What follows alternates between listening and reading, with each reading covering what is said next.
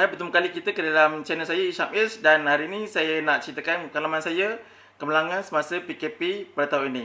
Jom. Okey, pada PKP yang kedua kerajaan telah laksanakan, saya telah mengalami satu kemalangan di rumah sendiri.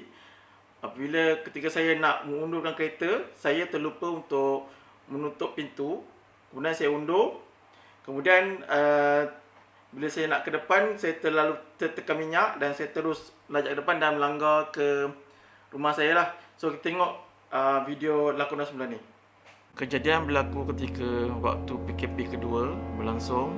Saya ingin mengeluarkan kereta saya ke belakang sikit untuk menyediakan kolam untuk anak-anak saya mandi di depannya.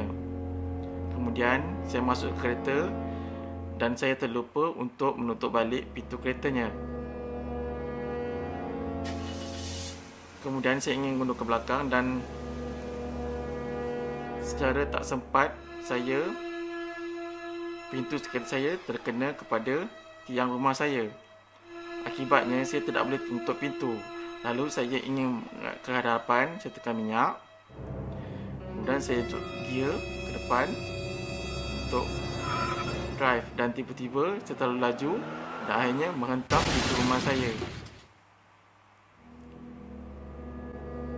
Kesannya boleh nampak di tiang rumah saya, dan inilah dia kesan impact kepada kereta saya.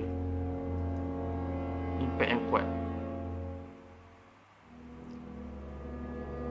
Saya rasa terkejut dan bingung dengan apa yang terjadi. Alhamdulillah, nasib baik isteri saya menenangkan saya.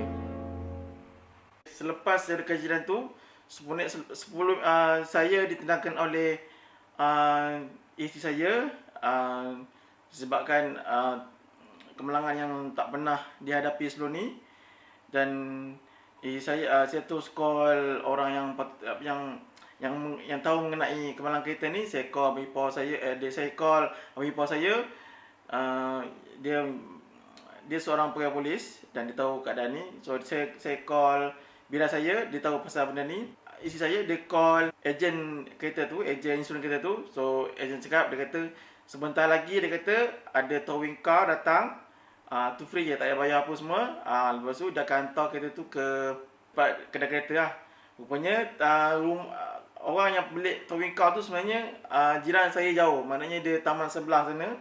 Dia datang naik motor, dia tengok apa semua, keadaan apa semua, dia ambil gambar apa semua. Lepas tu dia beritahu, dia kata sebab ambil gambar ni, dah tak payah pergi kat JBJ dah, bawa kereta ambil gambar. Dia dah ambil gambar, saya siap dah. Besoknya saya pergi ke pejabat trafik Selamat. Saya jumpa dengan pegawai petugas itu. Dia tanya saya, apa masalah cik? Dekat kat dia, saya accident. Accident dengan apa?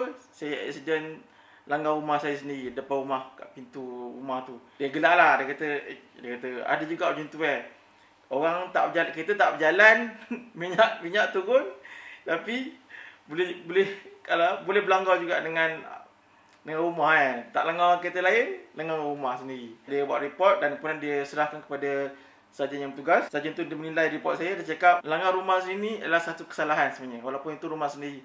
Atas video bercara dia lepaskan kes tu. Jadi lepas tu saya hantar report tu kepada tempat pembaikan kereta tu. Tempat pembaikan kereta tu 1 kilometer jauh dari rumah saya.